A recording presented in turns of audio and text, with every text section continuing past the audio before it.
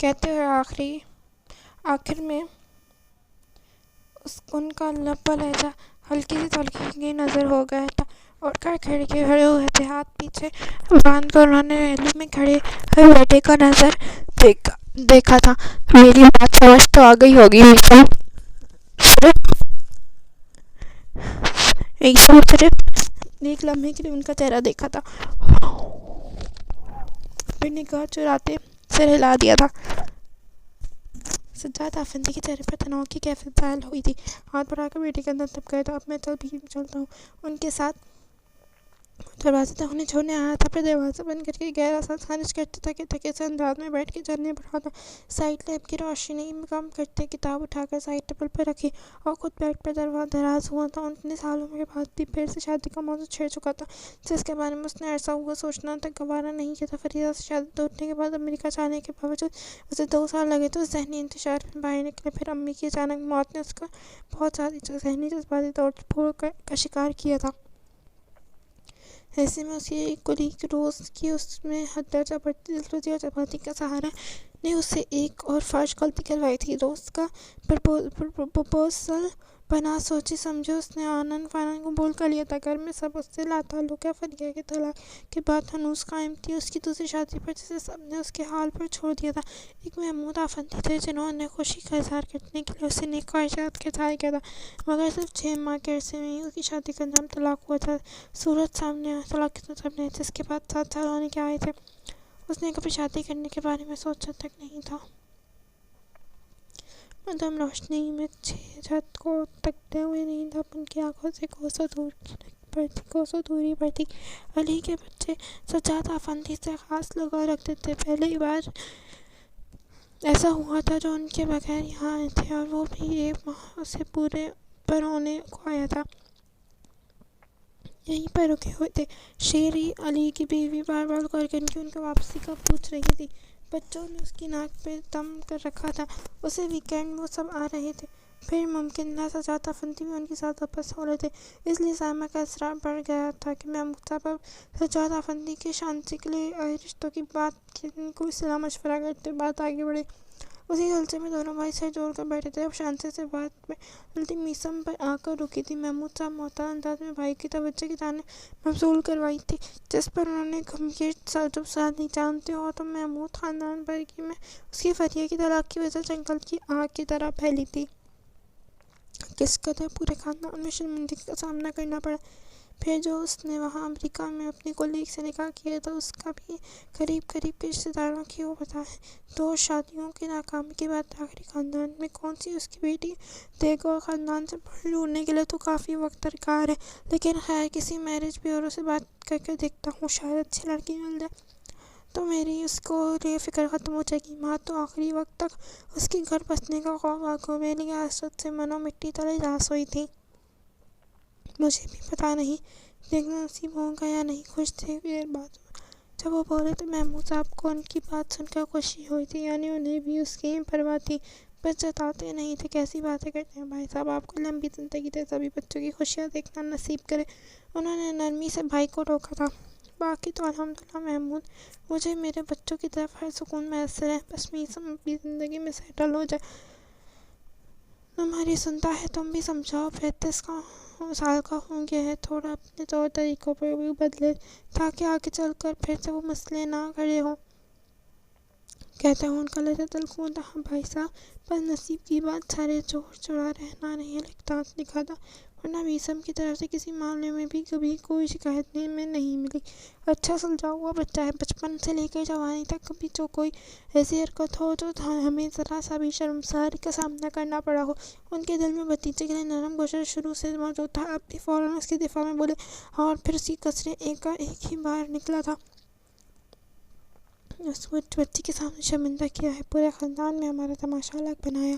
وہ جیسے اس طرف بھی ان کی توجہ دلا رہے تھے۔ محمود صاحب بھائی کے یوں دبے انداز میں مسکرا دیا۔ اچھا، آپ اب میثم پر غصہ نہ کریں، اس بات پر کتنا عرصہ ہو گیا تھا کہ میثم اور اب کی میثم میں بہت فرق ہے۔ وہ عمر میں ایسی تھی، غلطیاں ہو جاتی ہیں۔ میثم نے بھی ایک غلطی کی اس کا خمیازہ بھی بھگتا ہے۔ اتنے سال گھر سے دور رہ کر باس الگ کاٹا، اب ہم بڑوں کو یہ چاہیے ادھر غصے سے کام لیں۔ وہ بڑی درباری سے کہہ رہے تھے۔ سجاد آفندی نے اسے متفق انداز میں سر ہلایا تھا۔ ویکینڈ پر علی کی فیملی کے آنے سے پہلے بھی رونق سی لگی تھی۔ 3 سالہ صفا اور 5 سالہ صفوان پورے گھر میں دوڑتے بھاگتے زندگی کا حصہ تو لاتے تھے۔ شیریں تھی تو علی کا یوں نہیں پھیلا، مگر شادی کے بعد بہت اچھے سے گل۔ یہ ریپیٹ ہو رہا ہے یہ سب۔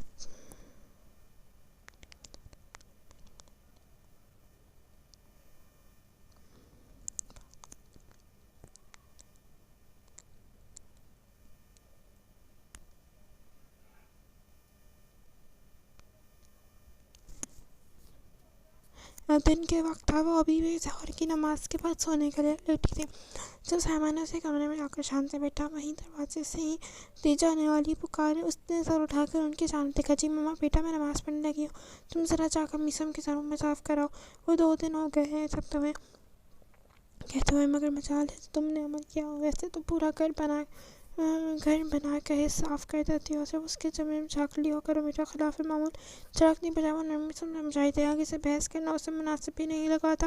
وہ بددلی سے اٹھی اور اسے دوپٹہ لیا تھا۔ اچھا میں جا رہی ہوں ماما نماز پڑھنے۔ ماں صدقے میری پیاری بیٹی، وہی صدقے باری ہوتے مڑی تو ان کی اجل بھرے محبت کے مظاہرے پر مسکراتے ہوئے جوتوں میں پاؤں گھسیٹ کر وہ ان کے پیچھے پیچھے ہی کمرے سے نکل گئی۔ سائمہ اپنے کمرے کی جانب بڑھی تو وہ سیڑھیاں چڑھ کر اوپر آ گئی۔ چہرے برائے چند بالوں کو لٹک کو انگلی کی مدد سے کانوں پہ پیچھا راستے دروازہ دھکیل کر اندر داخل ہوئی تھی، اور اس کا 12 سیکنڈوں میں ہائی ہوا تھا۔ کمرے کی حالت واقعی ابتر ہوئی تھی۔ بستر پر کمبل تک طے کرنے کی زحمت گوارا نہیں کی گئی تھی۔ تولیہ استعمال کر کے یوں ہی بیڈ پر پھینک دیا گیا تھا۔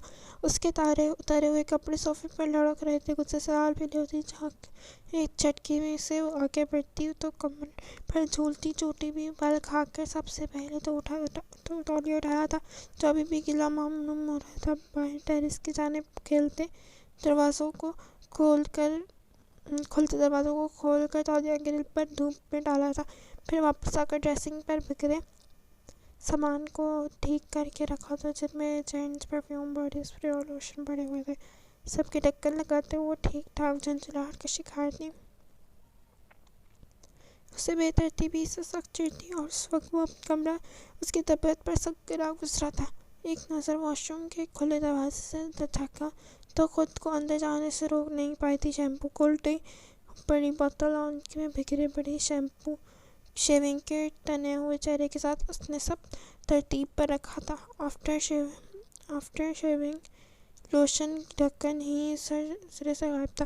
ادھر ادھر نگاہ دوڑاتے وہ نیچے ماربل پر لتا نظر آ ہی گیا تھا۔ وہاں سے نکل کر کمبل طے کر کے رکھ دے۔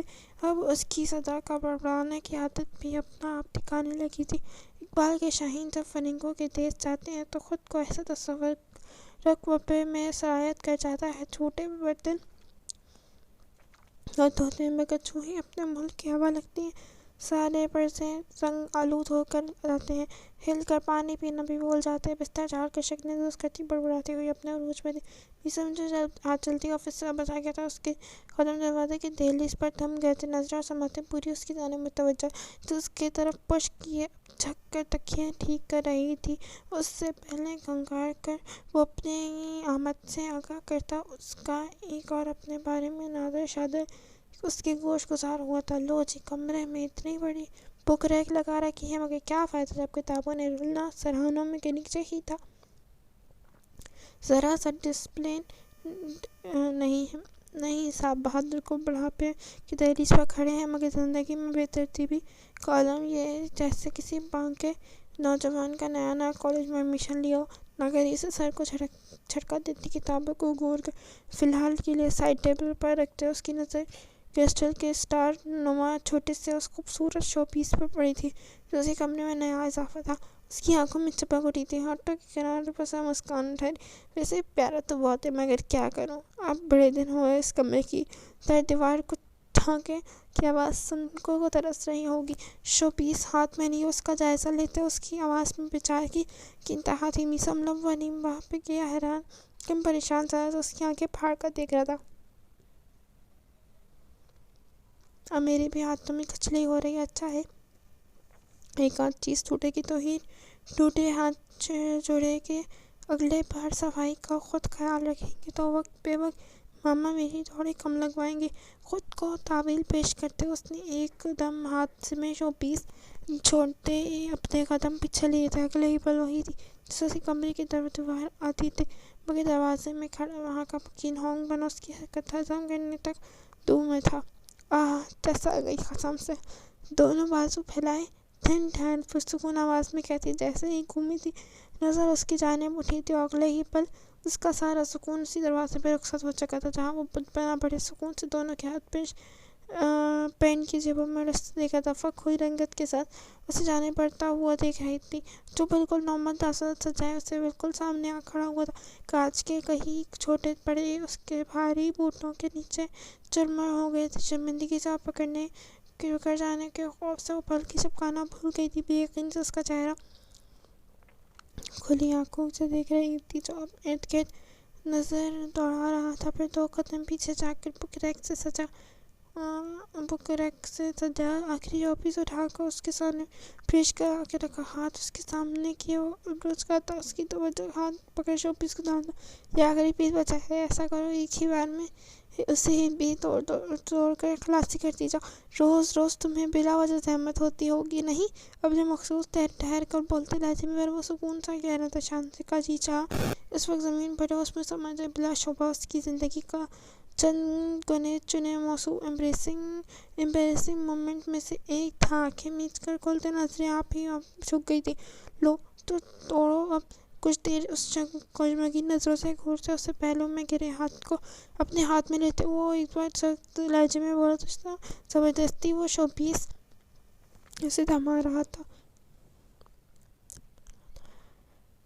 جب یہ اگلا آنکھوں میں اکٹھی ہوتی نمی کے ساتھ اسے سر کو پوری قوت سے کر کے دائیں بائیں میں زنجیر دی۔ ایسے کرنے سے اس کی آنکھ سے ایک قطرہ نکل کر گال اڑ گیا اور جسم کے ہاتھ تک کہہ کر وہیں جامد ہوئی تھی۔ الفاظ کھو گئے تھے، سارا غصہ چاک کی طرح بیٹھ چلا گیا۔ عجیب دھوپ چھاؤں سا منظر تھا۔ ابھی کچھ لمحے قبل تو وہ کس بے خوفی اور بے فکری سے ساری دنیا کو جوتے کی نوک پر رکھے اور خود ہی مگن مسرور اور اس کے سرخ کپڑتے چہرے کے ساتھ لب کاٹتی روتے ہوئے وہ کوئی اور شان سے لگی تھی۔ کوئی چہرہ اتنا کتابی کیسے ہو سکتا ہے؟ حال آئینہ دار لمحوں میں کہیں رنگ تبدیل کرنے والا۔ اس کی اپنی کلائی پر گرفت ڈھیلی محسوس کرتے اس نے ایک جھٹکے سے خود کو چھڑایا، دروازے کی جانب دوڑ لگائی تھی۔ میسم باز کسی خوف سے کیفیت میں بیدار ہوا تھا۔ شانتے یہ کانچ کون صاف کرے گا اسے زیادہ؟ اپنی کیفیت چنچلار کا شکار ہوتے ہوئے بنا اس کی زمین پر گرایا تھا۔ دروازے کے بیچ اس نے مڑ کر پشت کو دیکھا۔ خود کر لیں، نوکر نہیں رہے گی آپ کی؟ تڑک کر کہتی وہ ٹھیک ٹھاک اسے آنے کا موقع دیے بغیر یہ جا وہ جا ہو رہی تھی۔ پیچھے وہ اس کے اتنی جلدی رنگ بدلنے پر بیچ میں تاپ کھا کر رہ گیا۔ وہ ابھی بھی کچن سے باہر نکل کر لاؤنج میں محمود افندی کے پاس آ کے بیٹھی تھی، جنہوں نے ٹی وی سے نگاہ اٹھا کر اپنی بڑی چاہت سے بیٹی کے شانوں پر اپنا بازو دراز کیا تھا، جب ساتھ ہی کچن میں ساما کی آواز میں سنائی دی تھی۔ شانتے سلاد بنا لیا کیا؟ بدمزاح شکایتی انداز میں محمود صاحب کو دیکھتے اس نے بھی وہیں سے آنگڑائی دی۔ بنا لوں گی ماما، ابھی تو باہر آئی ہوں، 2 گھڑی سانس تو لینے دیں۔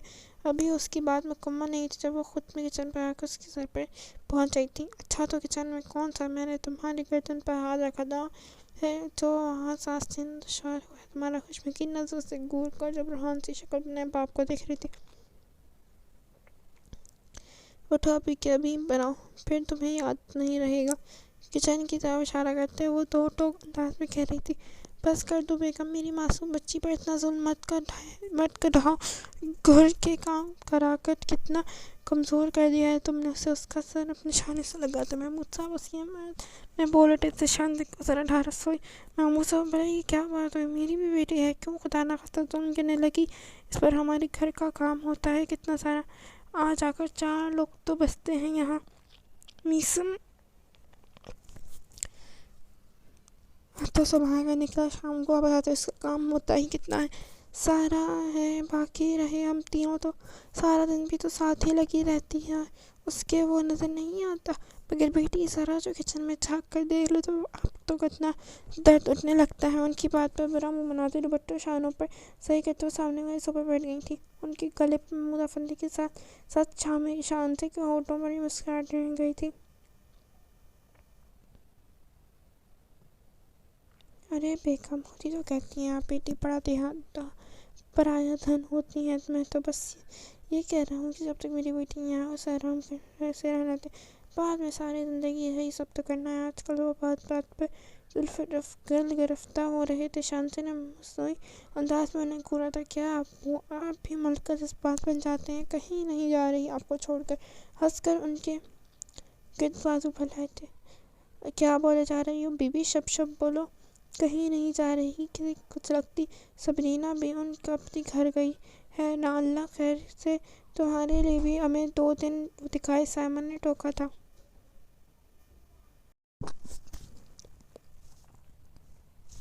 کہ بس آپ کے بس میں ہو نا آمد، آج ہی میرا بوری بستر گول کر کے مجھے چلتا کریں۔ آپ تنگ کر کہاں گیا تھا دوسری طرف کسی کو؟ بالکل ایسا ہی ہے، اب اٹھ کر شرافت سے سلاد بنا لو، مغرب میں بس کچھ ہی وقت باقی ہے، میسم بھی آتا ہوگا۔ اٹھ کر وہ کچن میں چلی گئی تھی۔ دیکھا ابو آپ نے؟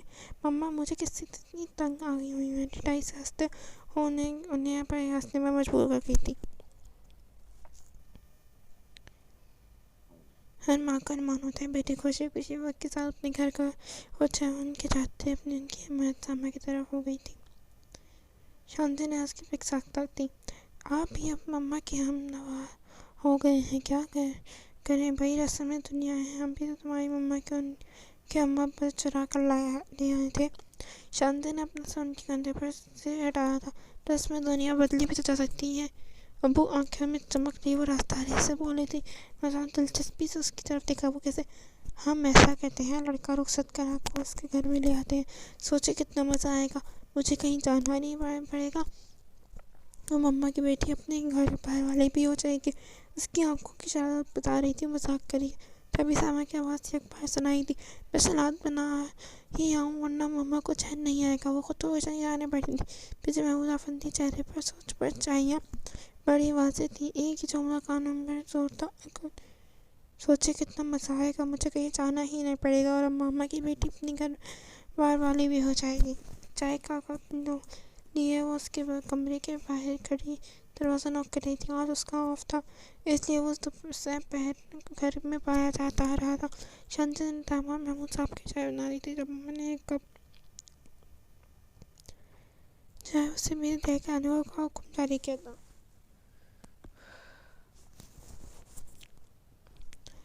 اس دن کے بعد اس کے ایک کمرے کی صفائی کے لیے اس کے آفس جانے کے فوری بعد کا وقت معین کر لیا۔ جب کہنی ہو تو روز محمد سے کہلوانے کا بھی کوئی فائدہ نہیں تھا۔ حیرت انگیز طور پر آج کل کوئی چیز کا دوپٹہ یا ہاتھ لگنے سے دور بھی نہیں رہتی۔ دروازہ کھلا، دھستے ہوئے چہرے اور سوئی آنکھوں کے سامنے کھڑا، شاید وہ سویا ہوا تھا۔ اس کا دروازہ نوک کرنے پہلے ہی آنکھ کھلتی، چائے لے لیں۔ چائے کا مگ کرتے اس نے نظر ہٹا کر لت مارے انداز میں والدہ میسم نے دروازہ پورا کھول دیا۔ وہاں رکھ جاؤ، میں منہ دھو کر آتا ہوں، میں اس کی طرف اشارہ کرتے بھاری ہوتی آواز میں کہہ کر وہ واش روم کی جانب بڑھ گیا تھا۔ اس نے واٹر پر شانتی نے بھی کتاب کھا کر رہ گئی تھی۔ پلٹنے کے انداز میں چائے کا مگ ٹیبل پر رکھا تھا۔ جب وہ واش روم کا دروازہ کھولتے وہ بولا تھا، جانا مت، مجھے تم سے کام ہے، آتا ہوں میں بھی۔ خود کو واش روم میں گم ہو چکا تھا جبکہ شانتی ماتھے پر تیور چڑھے آئی تھی۔ بساری سی صورت لیے وہ کھڑی اس کی واپسی کا انتظار کرنے لگی۔ گیلے چہرے کے ساتھ وہ باہر آیا، وارڈروب کھول کر شرٹ نکالنے اس کی طرف آیا تھا۔ پاس آ کر رکھتے شرٹ اس کی جانب بڑھی۔ یہ پریس کر دینا پلیز، مجھے کل پہن کر جانی ہے، تہذیب سے انداز میں کہتا وہ اس کی شرٹ تھامنے کے منتظر تھا جو کینہ بھری نظروں سے کبھی شرٹ کو گھور رہی تھی۔ جی جہاں صاحب منع کر دیں، پھر اگر اس نے اماں کو شکایت کر لگا دی تو متوقع حوصلہ افزائی کے بچے کے چیک اس نے چھیننے کے انداز میں شرٹ اس سے لی اور خود کو صوفے پر بٹھا چائے کی جانب متوجہ ہو گئی۔ شانتی نے قدم باہر کی جانب بڑھا دی۔ میری بات سنیں، وہاں امریکہ میں آپ کو کپڑے کون پریس کر کے تیار کرتا تھا؟ دروازے پر رک کر بڑے چڑکنے لہجے میں انہیں چائے کا سپ لیتی میسم نے شروع کہا، میں خود کرتا تھا، بڑے آرام سے آیا تو اب کیا ہاتھ ٹوٹ گئے ہیں آپ کے؟ مسکرا کر طنزی انداز میں کہتے وہ انگاروں پر لوٹ رہی تھی۔ ہاتھ تو نہیں ٹوٹے، مگر چاچی نے اس دن مجھے شرٹ پریس کرتے ہوئے دیکھا تھا۔ شانسی کے ہاتھ ٹوٹ گئے ہیں؟ شانسی کے ہاتھ کیا ٹوٹ گئے ہیں کیا؟ تو تم پریس کر رہے ہو؟ آئندہ خود مت کرنا، بلکہ اس سے کہنا۔ ہاتھ تو نہیں ٹوٹے، مگر چاچی نے آئندہ خود مت کرنا، بلکہ اس سے کہنا کر دے گی۔ اسے بتاتے ہوئے اس کے لہجے میں کوئی طنز نہیں تھا، بلکہ اس سادگی سے تھی، مگر شانتی کو پھر بھی اس کا انداز مذاق اڑاتا ہوا محسوس ہوا تھا۔ ماما مینا اس کی پرسنل اسسٹنٹ بنا کر ہی سنبھالیں گی۔ اسے رونا آیا تھا، پیر پٹکتی وہ وہاں سے باہر نکل گئی تھی۔ پیچھے کا چائے کا سپ لیتی میسم کو خود نہیں پتا تھا اس کی ہونٹوں کے کناروں پہ کس قدر دلفریب تبسم کھل رہا تھا۔ محمود صاحب کی بات سن کر سائمہ کتنی دیر تک کچھ کہنے کے قابل تک نہ رہی تھی، زبان جیسے کنگ رہی تھی۔ محمود افندی نے جیسے ان کے متوقع رد عمل کے بارے میں جانتے تھے، ان کے کچھ کہنے سے پہلے ہی بول اٹھے۔ دیکھو سائمہ، یہ سب میری ایک خواہش ہے جس کا اظہار میں تم سے کر رہا ہوں، باقی ہم یہ فیصلہ باہمی رضامندی سے بہنوں کی دیکھ بھال کریں گے، میری طرف سے کوئی دباؤ نہیں ہے۔ تم کھل کر اس بارے میں اپنی رائے کا اظہار کر سکتی ہو۔ بیوی کی کھوئی حالت کو دیکھ کر انہوں نے سائمہ کا اعتماد لینا چاہا تھا۔ میں کیا کہوں یہ سب، میرا تو کچھ سمجھ نہیں آ رہا۔ شانزو میسم کیسے اپنی بات کہیں تو انہوں نے ڈھنگ کا الفاظ ڈھونڈے تھے، مشکل پیش آ رہی تھی۔ میں سمجھ رہا ہوں تم کچھ کو جو کہنا چاہتی ہو، جو پچھلے 3 دن میں نے اس بارے میں بہت غور و فکر کی ہے۔ میسم کی شادی کی ناکامی کو اگر نظر انداز کر کے جائے تو وہ ہر لحاظ سے ایک اچھا اور سلجھا ہوا انسان ہے، پھر گھر کو دیکھا بالا بچہ، اور سب سے بڑی بات ہماری شانزی بیاہ کر بھی ہماری آنکھوں کے سامنے رہے گی۔ میں نے سبرینا کے لیے بھی اس سے یہی سوچا، مگر صرف بات نصیب کی ہوتی ہے۔ صرف شادی کا ہی مسئلہ نہیں ہے، بلکہ آپ بھول رہے ہیں 2 شادیوں میں ناکامی کا معاملہ ہے۔ ایسے میں سو خدشات دل میں جنم لیتے ہیں۔ پھر فریہ نے آپ کے سامنے ہی کیسی کیسی باتیں کہی تھی میسم کے بارے میں۔ ان کو جاننے کے بعد کوئی بھی ماں کس دل اپنی بیٹی ایسے شخص کے بیاہ کرتے کو لے ہوگی۔ اپنی سبھی خدشات ان کے ضمن تلے ایک صرف اپنی بیٹی کی ماں لگ رہی تھی۔ اول تو یہ مجھے کبھی بھی فریہ کی ان باتوں پر یقین نہیں آیا۔ میسم نے اپنے لیے اسٹینڈ کیوں نہیں لیا میں نہیں جانتا، مگر یہ سچ ہے سائمہ، میرا دل ان سب مسائل کو ماننے سے ہمیشہ انکاری رہے گا۔ لیکن فرض کرو اگر ہم مان بھی لیتے ہیں تو اس بات بیتے بھی عرصہ ہو گیا ہے۔ میرے خیال میں گڑھے مردے اکھیڑنے نہیں چاہیے۔ اس طرف انسان مزید الجھتا ہے۔ وہ حد درجہ سنجیدہ نظر آتے سائمہ بس انہیں دیکھ کر رہ گئی۔ چلیں مان لیتے ہوں آپ کی یہ بات، مگر پھر بھی ایک نقطے کو نظر انداز کر بھی دیا جائے تو میسم اور شانزی کی عمروں میں مزاج اور عادت کا فرق، کس بات کو نظر انداز کیا جاتا ہے؟ محمود صاحب، انہوں نے بات اب بھی نہیں مانی تھی۔ آخر سوال بیٹی کی زندگی تھا۔ عمروں کا فرق تو چھوڑتے ہیں بیگم، آپ خود مجھ سے 10 سال چھوٹی ہیں۔ عمر کا کس قدر ہمارے رشتے پر اثر انداز ہوتے ہیں آپ بہتر بتا سکتی ہیں۔ اور رہی بات مزاج و عادات کی، تو وہ ایک ماں کے بطن سے جنم لینے والوں کو آپس میں نہیں ملتے، میاں بیوی کے کہاں سے ملیں گے؟ بات ساری ایک دوسرے کو سمجھنے کا، ایک دوسرے کو خوبیوں اور خامیوں سمیت قبول کرنے کی ہوتی ہے۔ پھر یہ ساری باتیں بے معنی ہو کر رہ جاتی ہیں۔ اور ویسے بھی آج کل کے بچے تو انڈرسٹینڈنگ اور پسند ناپسند کا بڑا خیال رکھ کر شادیاں کرتے ہیں، تو یہ وجہ طلاق کا رجحان بڑھتا جا رہا ہے۔ مسئلہ پسند یا ناپسند عادت کا و مزاج ملنے کا نہیں ہے، اصل مسئلہ تو عدم برداشت کا ہے۔ سائمہ بس بولتے ہیں دل کے ساتھ انہیں سنتی رہی۔ جو لگتا ہے 3 دن یہی سب توڑ کر اور متوقع سوال کی خاطر خواہ جواب تلاش کرنے میں لگے رہے تھے، تبھی ان کے پاس سبھی سوالوں کا جواب تھے۔ اچھا مجھے ایک بات بتاؤ، تمہیں میسم پسند نہیں ہے کیا؟ پسند کیوں نہیں ہوگا محمود صاحب؟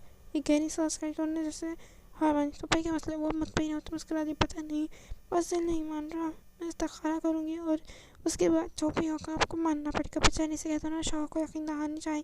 لو بیگم، یہ تو بہتر تراشا ہے آپ نے، اس سے بہتر بھلا کچھ ہو سکتا ہے؟ بالکل مانیں گے، کیوں نہیں مانیں گے، بس اللہ کی طرف سے منظوری ہونی چاہیے۔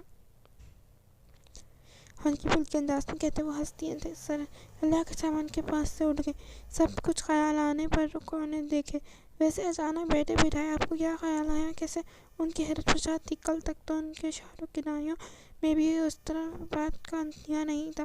ان کی بات پر ہاتھ پکڑتے کتاب ان کے انک انداز میں گئے۔ یہ کال چاند سے نہیں میرے دل میں ڈالا۔ ان کے پرسکون لہجے کے ان پر رہس ویسے کی جاتی سے سائمہ کی آنکھوں کے پتے ایسا کرنے کو انہیں حیران پیشان کھڑا چھوڑ کر وہ بے فکر سے مسکراتے کتاب کھولنے لگے۔ تو اگلے دن استخارہ سے ملنے پر مثبت جواب کے بعد سائمہ بھی چپ ہو گئی تھی۔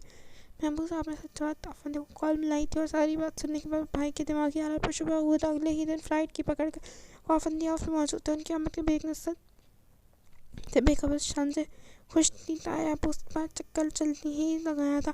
سائمہ کل سے اس غیر معمولی طور پر خاموش لگی تھی۔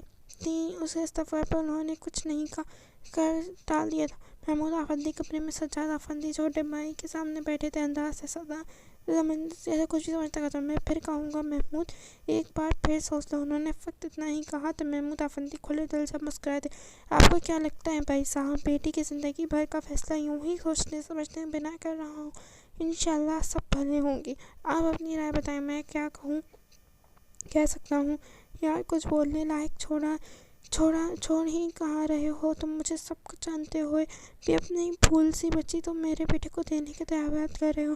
مجھے سمجھ نہیں آ رہا میثم کہ خوش قسمتی ہے پر ناز کروں یا شانتی کے لیے دعا کروں؟ بنا لکی لپٹے انہوں نے دل کی بات کر ڈالی۔